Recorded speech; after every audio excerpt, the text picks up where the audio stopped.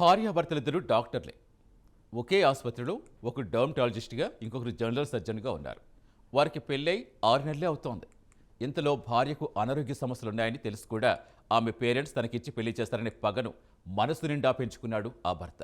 దీంతో ఎలాగైనా ఆమెను అంతం చేయాలని ప్లాన్ చేస్తాడు. తన వృత్తి నైపుణ్యమంతా ఉపయోగించి భార్యను ఏకంగా ఆమె కన్నవారి కళ్ళ ముందే చంపేశాడు. సైలెంట్గా కిలిచేసి సహజంగా మరణించిందని నమ్మించాడు. డాక్టర్ అల్లుడి మాటలు నమ్మిన అత్తమామలు వారి చేతులతోటే కన్న కూతురికి అంత్యక్రియలు చేశారు. ఇంతవరకు అంతా బానే ఉంది. కానీ పాపం దాగదన్నట్టుగా చెల్లెలి మరణం సహజం కాదని అనుమానించిన రేడియాలజిస్ట్ డాక్టర్ అక్క పోలీసులకు ఫిర్యాదు చేశారు. దీంతో డొంక మొత్తం కదిలింది. భార్యను హై డోస్ మత్తుమందించి చంపిన కిల్లర్ డాక్టర్ను పోలీసులు కటకటాల వెనక్కి నెట్టారు. దేశవ్యాప్తంగా సంచలనం రేపిన ఈ సంఘటన బెంగళూరులో చోటు చేసుకుంది. డీటెయిల్స్ చూస్తే 2024 మే 26న కృతిక, మహేంద్ర వివాహం అయింది. వీరిద్దరూ డాక్టర్సే. విక్టోరియా ఆసుపత్రిలో డర్మటాలజిస్ట్గా కృతిక, జనరల్ సర్జన్గా మహేంద్ర పనిచేస్తున్నారు. అయితే చూసేందుకు చాలా అందంగా ఉన్న కృతిక్కు లో షుగర్ వ్యాధితో పాటుగా అజీర్ణం, గ్యాస్ట్రిక్ వంటి ఆరోగ్య సమస్యలున్నాయి. ఈ విషయం చెప్పకుండా ఆమె పేరెంట్స్ పెళ్లి చేశారని మహేంద్ర అత్తమామలతో గొడవకు దిగాడు.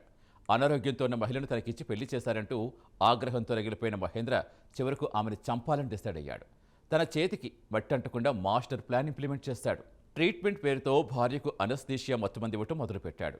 ఆమె నిత్యం మత్తులోనే ఉంచేవాడు. క్రమంగా ఆమె ఆరోగ్యం మరింతగా క్షీణించింది.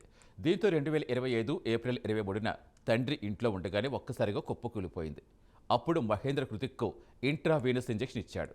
చికిత్స కోసమే ఆ ఇంజెక్షన్ ఇచ్చినట్టుగా ఆమె పేరెంట్స్కు చెప్పాడు. అయితే ఇంజెక్షన్ ఇచ్చిన కొద్దిసేపటికే కృతిక ఇంట్లోనే చనిపోయింది.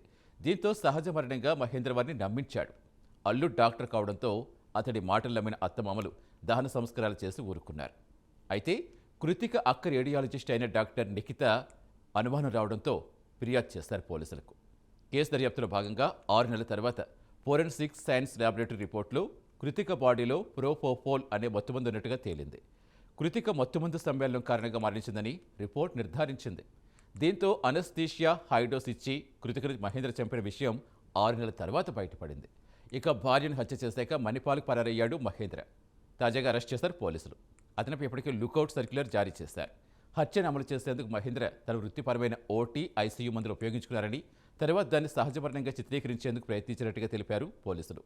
కృతిక తీవ్ర అనారోగ్యంతో ఉండటం వల్లే మహేంద్ర హత్య చేశాడని దర్యాప్తులో తేలింది. ఇక విచారణలో పోలీసులు మహేంద్ర ఇంటిని తనిఖీ చేస్తే రకరకాల ఇంజెక్షన్లు దొరికాయట. అయితే తన కుమార్తెది సహజ మరణం కాదని హత్యే అని తెలుసుకున్న డాక్టర్ కృతికారెడ్డి తండ్రి కుప్పకూలిపోయాడు. ఈ క్రమంలో కృతికారెడ్డి తండ్రి మునిరెడ్డి సంచలన నిర్ణయం తీసుకున్నారు. మారతహల్లిలో తన కుమార్తె ఇంటిని ఇస్కాన్కు విరాళంగిస్తున్నట్టుగా తెలిపారు.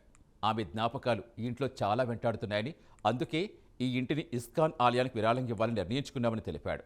తమ పెద్ద కుమార్తె అనుమతితోటే ఈ నిర్ణయం తీసుకున్నట్టుగా తెలిపాడు. కృతికను హత్య చేసిన మహేంద్రను శిక్షించాలని, ఇలాంటి సంఘటన ఏ స్త్రీకి జరగకూడదని ఆయన కన్నీటి పర్యంతమయ్యారు.